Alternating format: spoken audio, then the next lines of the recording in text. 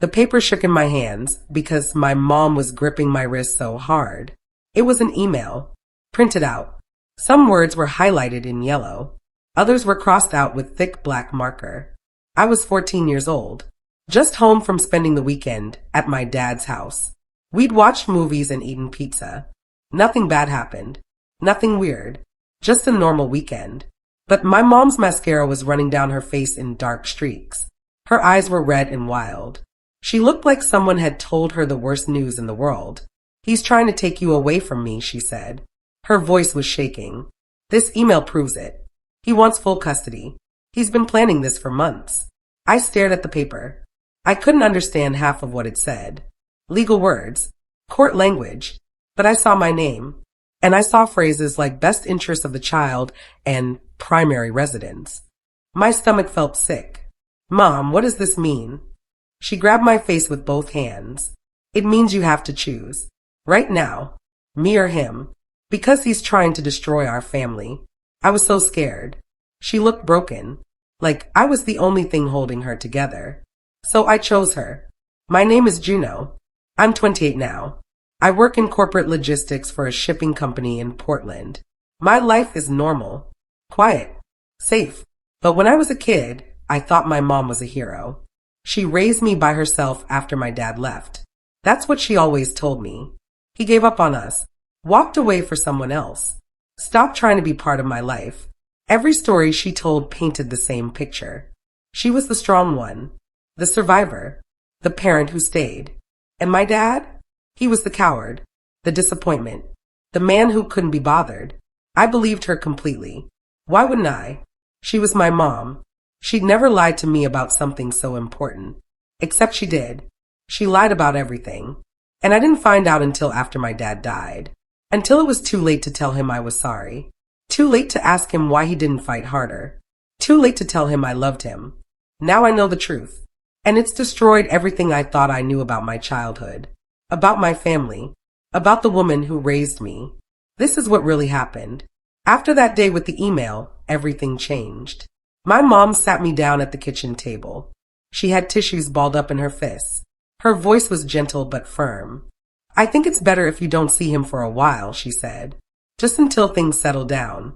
Until he stops trying to manipulate the situation. But I'm supposed to go there next weekend." "I know, sweetie.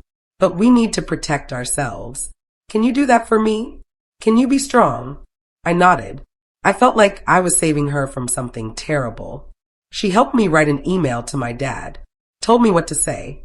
That I needed space. That I wasn't ready to see him right now. That I'd reach out when I was ready.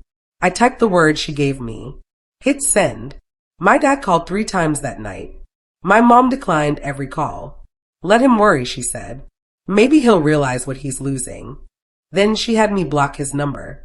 "Just temporarily," she said. "Just until he understands boundaries." The block lasted 10 years. My 15th birthday came 3 months later. I waited all day for something from my dad. A card. A text. A call somehow getting through. Nothing came. I cried myself to sleep that night.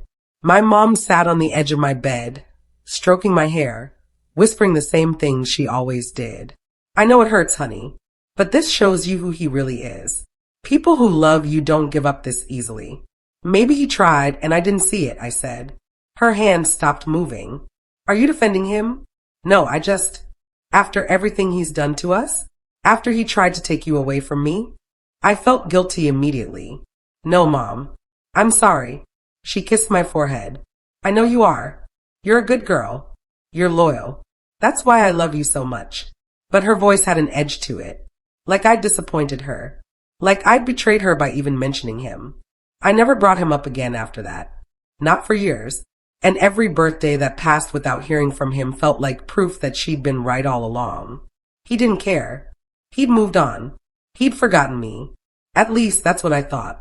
When I was 16, I was filling out paperwork for a school trip. There was a section for emergency contacts. My mom's name was listed first.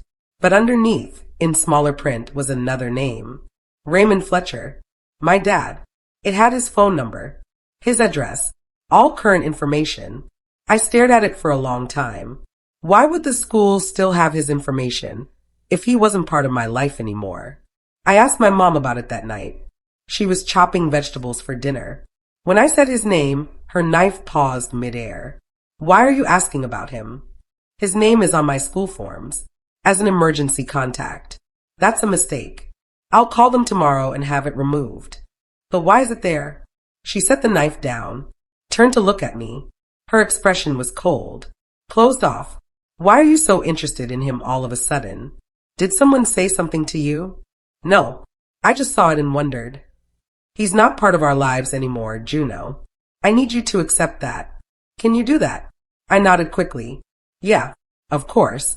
But that was the first time I felt it. The smallest crack in the story she'd built. The tiniest doubt. I pushed it down, ignored it, because questioning her felt like betraying her. One weekend, she decided we should organize old photos for a scrapbook project. She brought out a cardboard box from the top of her closet, said these were family memories we should preserve. I opened the box excited to see pictures of when I was little, of my parents together, of our family before everything fell apart. But every photo had been edited. Pictures of me as a baby. My mom was in them, but there were torn edges where someone else used to be. Whole sections of photos cut away. Pictures of birthday parties. Me blowing out candles. But the cake had 3 slices cut. 3 people visible. And 1 empty space where someone had been removed. Where are the pictures of Dad? I asked. She didn't even look up. I got rid of them. Why would we keep pictures of someone who abandoned us? But these are from when I was really little. Before he left. He left in his heart long before he physically walked away. Trust me, those pictures weren't worth keeping. She handed me a glue stick. Now let's make something beautiful with what we have left. I helped her paste photos into the scrapbook. But the whole time, I felt like we were erasing history. Creating a version of my life that wasn't completely real. Still, I didn't argue. I just smiled and glued and pretended it was fine. High school graduation was the biggest day of my life. I'd worked so hard, made honor roll every semester, got accepted to 3 different colleges. My mom cried when they called my name, took a million pictures, told everyone how proud she was. At the reception afterward, my aunt gave me a gift bag. Inside was money, some cards from family members, and 1 envelope that looked different from the others. The handwriting was messy. The envelope was wrinkled like it had been carried around for a while. I opened it while my mom was talking to someone else. Inside was a card. Simple. A little worn. The message inside said, I'm so proud of you. I always have been. I wish I could be there to see you walk across that stage. I love you. Always have. Always will. Dad. My heart stopped. I read it 3 times. When my mom came back, I showed her. Her face changed instantly. Where did you get this? It was in the gift bag from Aunt Rebecca.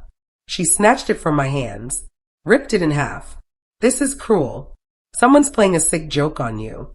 What if it's real? It's not. Your father hasn't tried to contact you in years. Someone's trying to hurt you. Don't fall for it. She threw the pieces in the trash. But that night, after everyone left, I dug them out, taped them back together, hid them in my journal. For the first time in 4 years, I missed him. 10 years passed. I built a life, got a job, moved to my own apartment, dated people, made friends, did all the normal things people do in their 20s. My mom and I talked every week. She visited often. We were close, or at least I thought we were. Then one Tuesday morning, I got a call from a number I didn't recognize. A woman's voice. Professional. Careful. Is this Juno Fletcher? Yes. I'm calling from Riverside Memorial Hospital. I'm very sorry to inform you that your father, Raymond Fletcher, passed away yesterday evening. The world tilted. I sat down hard on my kitchen floor. What? He'd been battling lung cancer. He passed peacefully. His final request was that you be notified and invited to attend his service. I couldn't speak. Couldn't think. The funeral is this Saturday. I can send you the details if... Yes, send them. After I hung up, I just sat there, staring at nothing. My dad was dead, and I hadn't spoken to him in over a decade. My mom called that afternoon. I told her what happened. There was a long pause. Then she said, Are you going to the funeral? I think I should. Another pause. Why? He wasn't part of your life. He was my father. In name only. Something in her voice made me angry. Made me brave. I'm going, I said. I need to. She hung up without saying goodbye. The funeral was small. Maybe 20 people. I recognized no one. I sat in the back. Felt like an intruder. Like I didn't belong. After the service, a lawyer approached me. Older man. Kind eyes. Juno, I'm Howard Banks. I handled your father's estate. He left something for you. He handed me a folder. Thick. Heavy. He wanted you to have this after he passed.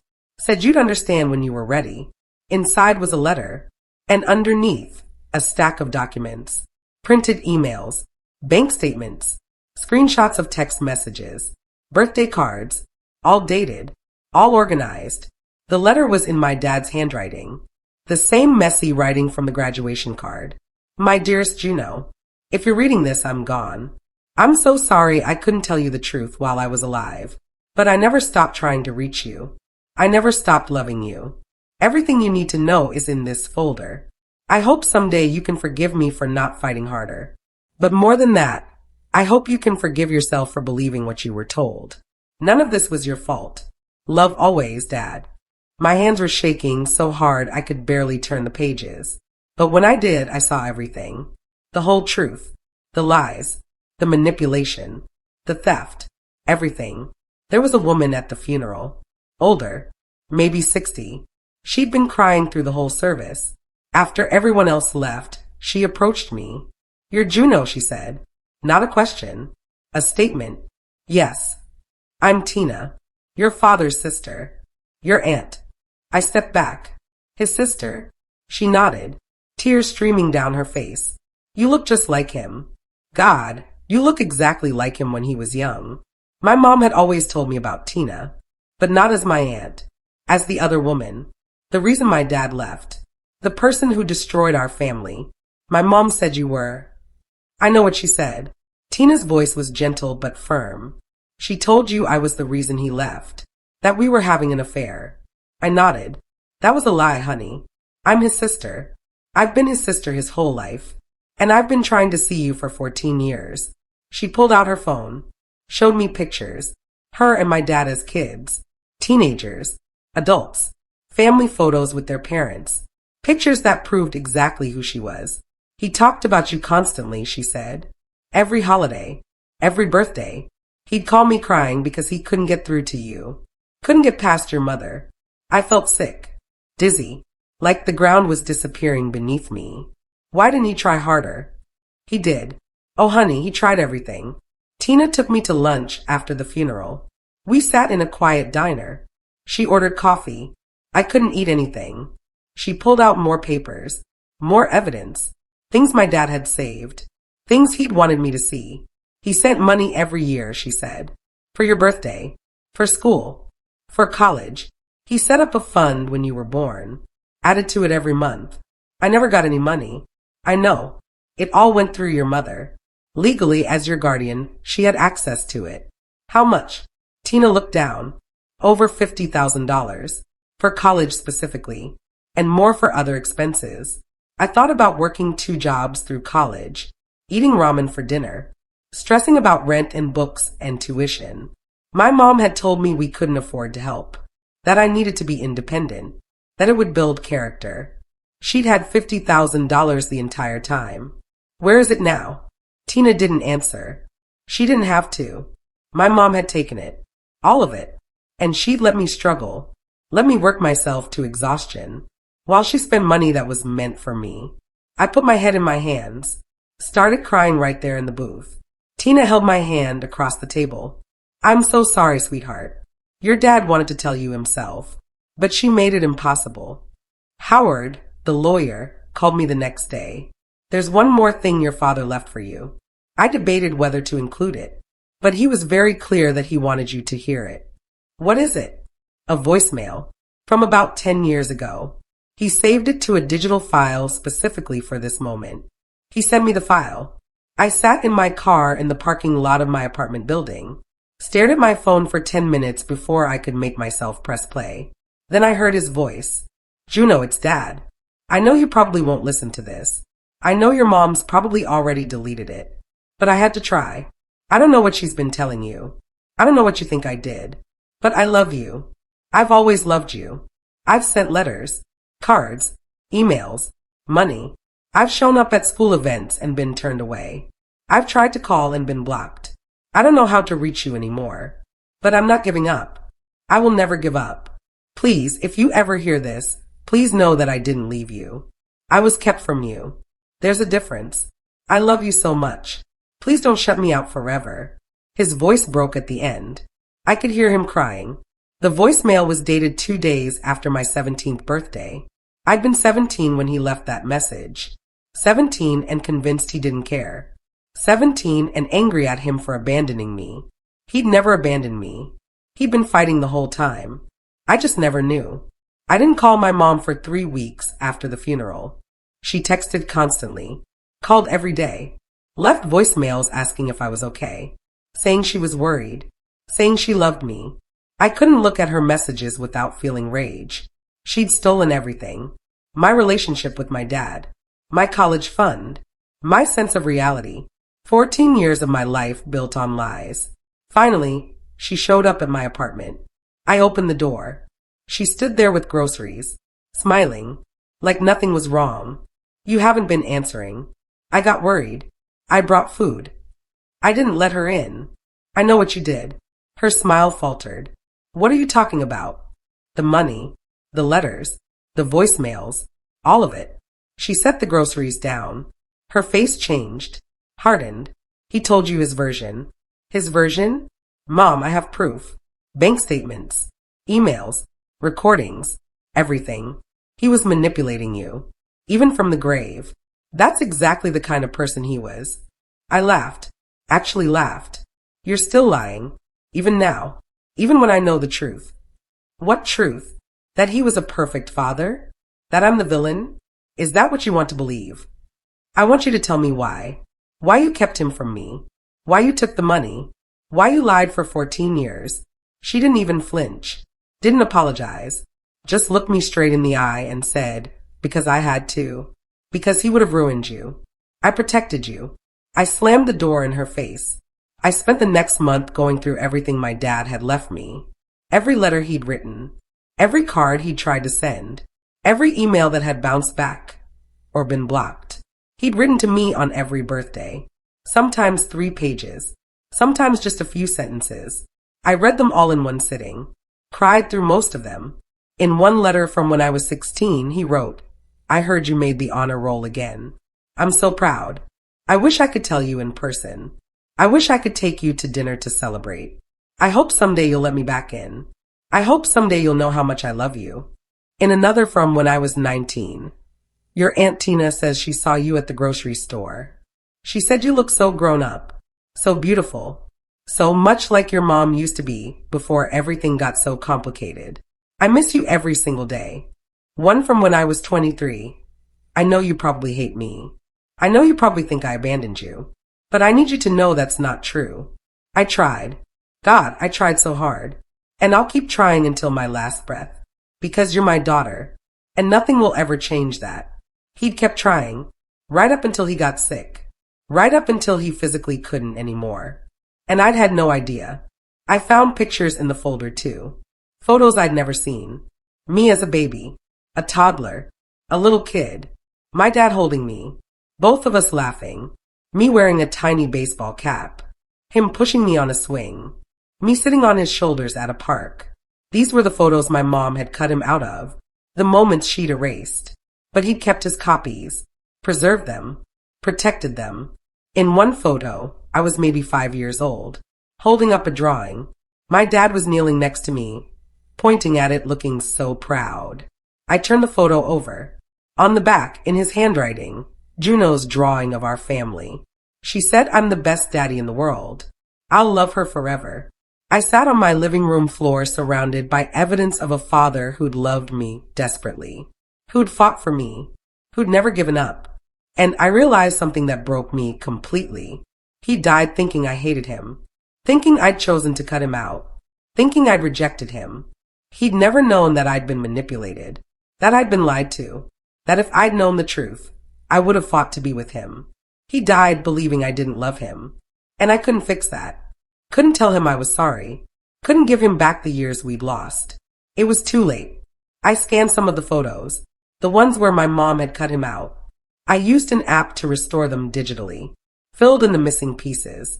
Then I posted one to social media. Just one picture. Me as a little kid. My dad holding my hand. Both of us smiling at the camera. The caption said, "My dad didn't abandon me. He was stolen from me, and I didn't find out until after he died." If you think you know someone's story, think again. Sometimes the truth is buried under years of lies. Within an hour, the post had 50 comments. By the next morning, over 300. Friends from high school, colleagues, people I barely knew. Everyone saying they'd had no idea. Everyone saying they were so sorry. Everyone asking what happened. My mom's friend saw it too. Started asking her questions. She called me screaming, "How dare you? How dare you humiliate me like this? Everyone is calling me. Everyone thinks I'm a monster." "You are," I said calmly. "You kept me from my father for 14 years. You stole money meant for my education. You lied about everything. What did you expect me to do? Keep your secrets. I'm your mother. You're a liar." I hung up, blocked her number, just like she'd made me block my dad's all those years ago. Felt appropriate somehow. My mom's sister, Aunt Veronica, called me a week later. We'd never been close. She lived across the country. I'd only met her a handful of times. "I saw your post," she said, "and I need to tell you something. Something I should have told you years ago." "What?" She took a deep breath. "Your mom has done this before. To your grandmother. To me. She rewrites history to make herself the victim. She cuts people out and then plays the martyr. It's a pattern. Why didn't you say anything?" "I tried. Years ago, I told your dad what she was doing. I offered to testify in court. But he didn't want to put you through a custody battle. He thought it would hurt you more than help. He chose to sacrifice his relationship with you rather than make you suffer through court fights and therapy sessions." My throat closed up. "He did that for me? He loved you more than anything. And your mom used that against him. She knew he'd never do anything that might hurt you. So she made sure staying in your life was impossible." I started crying. Again. I'd cried more in the past month than in my entire adult life. "I'm so sorry, Juno. We all failed you. Your dad, me, everyone. We should have fought harder. But they hadn't. And now it was too late. People in our hometown started reaching out to me. Teachers from my old school. Parents of kids I'd grown up with. Even my old pediatrician. They all said the same thing. They thought my dad abandoned me. Because that's what my mom told everyone. She'd painted this picture. Single mother. Deadbeat father. Struggling to raise a daughter alone. Everyone felt sorry for her. Admired her strength. Praised her sacrifice. And the whole time it was a lie. My dad had been sending money. Showing up to school events. Trying to be involved. And she'd shut him out at every turn. One teacher wrote me a long email. Said my dad used to come to parent-teacher conferences. Would ask about my grades. My friends. My interests. Would take notes. Ask how he could help. Then one year he stopped coming. The teacher asked my mom why. She said he'd moved away. Given up. Wasn't interested anymore. The teacher believed her. Everyone did. But the truth was, she'd gotten a restraining order. Claimed he was harassing her. Stalking her. Making her feel unsafe. The court granted it. Because she was convincing. Because she was a good actress. Because she knew how to play the victim. And my dad, trying to respect the legal system, stayed away. Even though it killed him.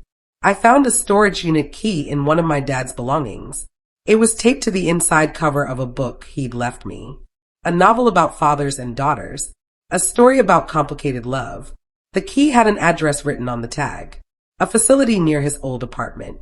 I drove there on a Saturday morning. Found the unit. Unlocked it. Inside was a time capsule of my childhood. Boxes of toys. Stuffed animals. Books I'd loved. Photo albums. Home videos on old DVDs. Birthday cards he'd never gotten to give me. Christmas presents still wrapped. Everything was organized by year. Labeled carefully. One box said, "For Juno's 16th birthday." Another, for Juno's high school graduation, another for Juno's college dorm. He'd been buying me gifts, saving them, hoping that someday he'd get to give them to me. He never did. I sat on the concrete floor of that storage unit and sobbed, surrounded by evidence of a father's love, evidence I'd never known existed. One box was marked, "Watch this first." Inside was a DVD, handwritten label, Juno's first year. I took the DVD home, sat on my couch with my laptop, pressed play. The video was old, grainy, filmed on someone's camcorder in the early 90s. It showed my dad, young, maybe 25, holding a tiny baby. Me. He was walking around a small apartment, talking to me, singing softly. I was maybe 2 months old. "You're gonna do great things, Juno," he said to baby me.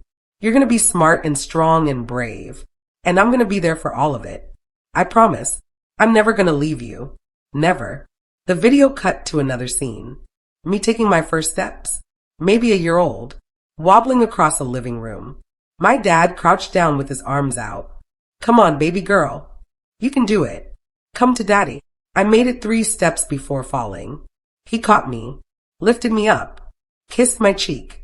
I was laughing. He was crying happy tears.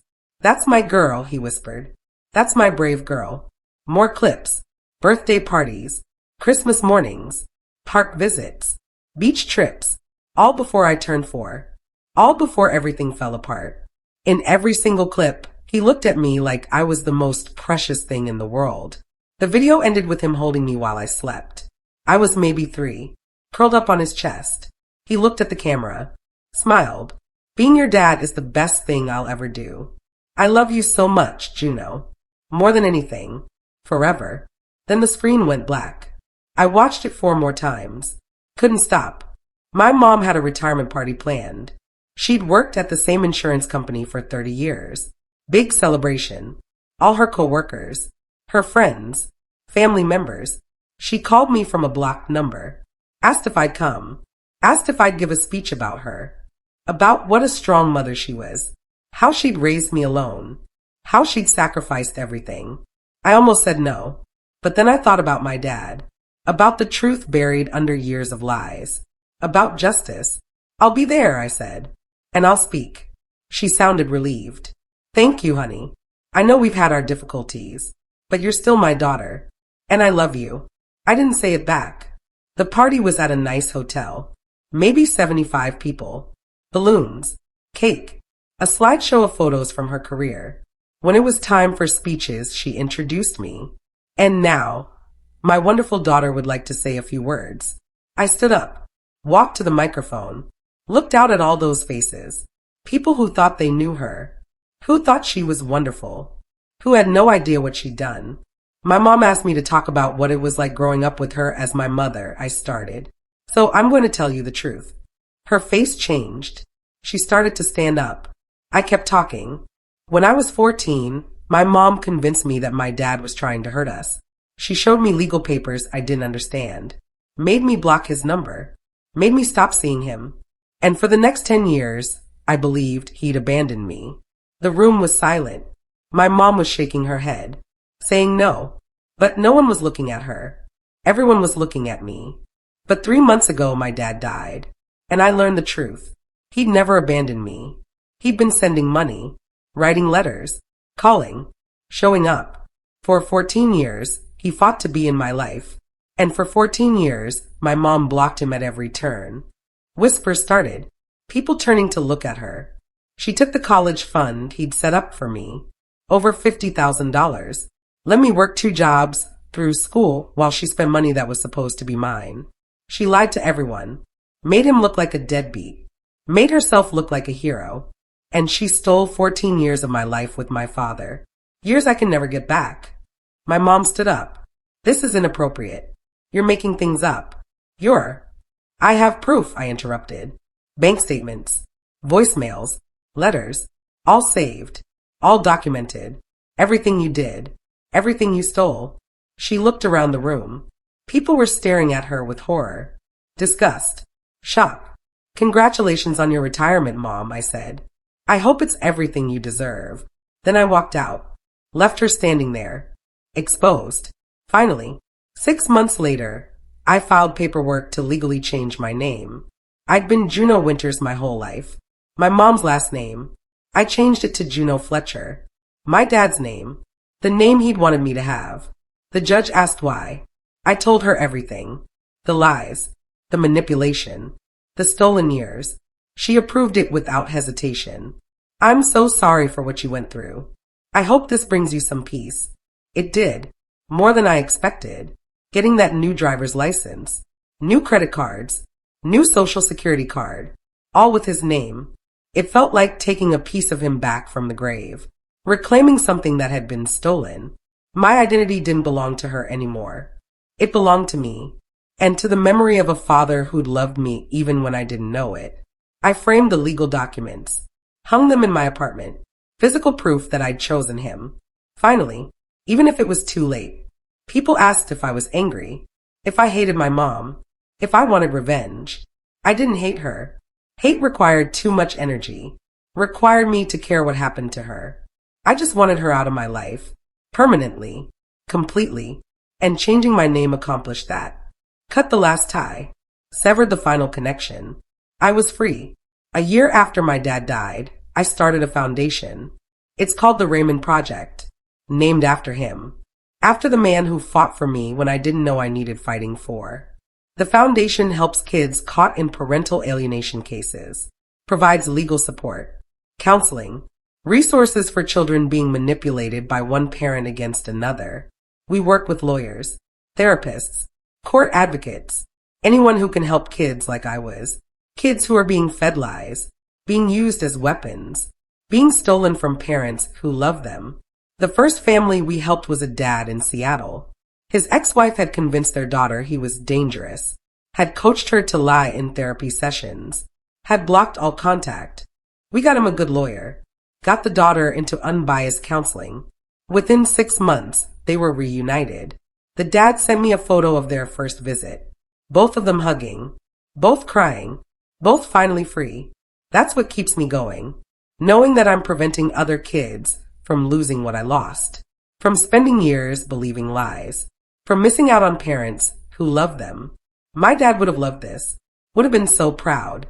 I like to think he knows, somehow, that he sees what I'm doing, that he understands I'm fighting the fight he couldn't win, fighting for all the kids who need someone to believe them, to protect them, to tell them the truth. I still think about my dad every day, not in a sad way anymore, not in a way that breaks me, in a grateful way, because even though I lost 14 years with him, I had the first years, the good years, the years before everything got complicated. And because of what he left me, I know the truth now. Know that I was loved. Know that he never gave up. Know that I mattered to him more than anything. I talk to him sometimes, not out loud, not in a cemetery. His ashes are scattered in a place he loved, but I don't need to go there to feel close to him. I feel him when I do something brave, when I speak the truth even when it's hard, when I help a kid reunite with a parent they thought didn't want them. I feel him when I sign my new name, Juno Fletcher. When I look at the photos I've hung on my walls, photos of us together, photos she tried to erase. I feel him when I remember that I wasn't abandoned. I was stolen, but I'm not lost anymore. And someday, when my time comes, I'll tell him everything. Tell him I'm sorry for believing the lies. Tell him I love him. Tell him thank you for never giving up. But until then, I'm living the life he would have wanted for me. A life built on truth, on honesty, on love that doesn't need manipulation to survive. My mom tried to erase him from my story, but she failed, because his love was stronger than her lies. His truth was more powerful than her fiction. And now his name lives on in everything I do. The Raymond Project has helped 43 families so far. 43 kids who won't lose decades with parents who love them. 43 children who'll know the truth before it's too late. I hired Tina as our family advocate.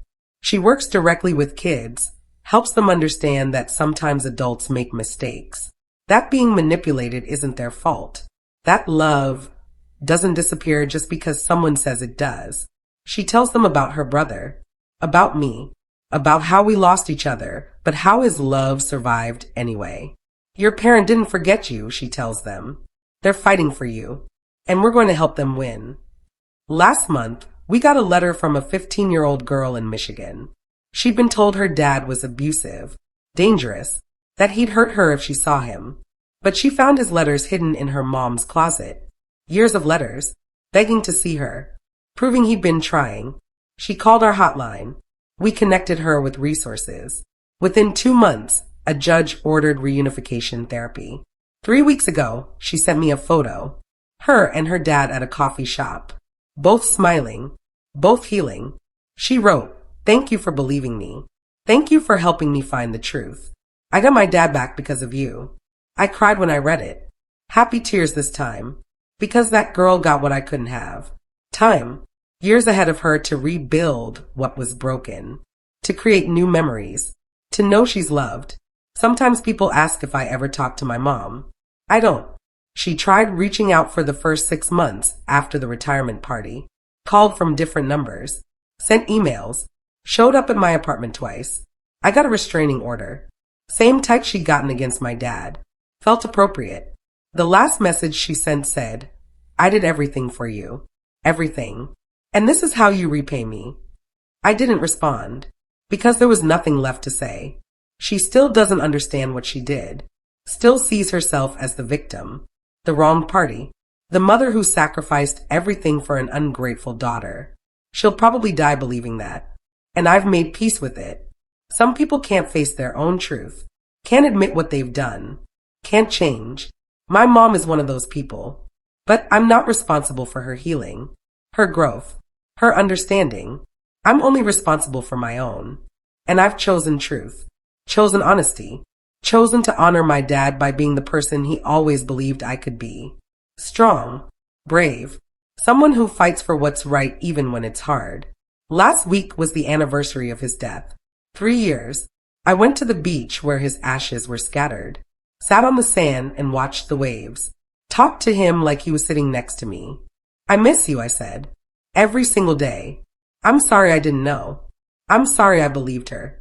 I'm sorry we lost so much time." The wind picked up. Warm. Gentle. And I swear I felt something. Not supernatural. Not mystical. Just a sense of peace. Of forgiveness. Of understanding. He knew I'd been a kid. That I'd been manipulated. That it wasn't my fault. And he loved me anyway. Through all of it. Despite everything. That's what real love is. Not control. Not manipulation. Not rewriting reality to serve your needs. Real love is fighting for someone even when they don't know you're fighting. Loving them even when they can't love you back. Holding space for them even across years of silence. My dad did that for me. And now I do it for others. Because he taught me something my mom never could. That truth always survives. That love doesn't die just because someone tries to kill it. That some bonds are stronger than lies. I carry him with me everywhere. In my name. In my work. In the way I love people. In the way I tell the truth even when it costs me. I carry him in the 43 families we've helped. In the hundreds more we'll help in the years to come. I carry him in every child who gets to know their parents' love instead of their other parents' lies. My mom turned me against my dad, but she couldn't make me stay turned because truth has a way of rising, of breaking through, of finding light even after years in darkness. And now I live in that light, fully, completely, unapologetically, not as the daughter she tried to create, not as the weapon she tried to use, but as the person my dad always knew I could be. His daughter, Juno Fletcher. And that's who I'll be for the rest of my life.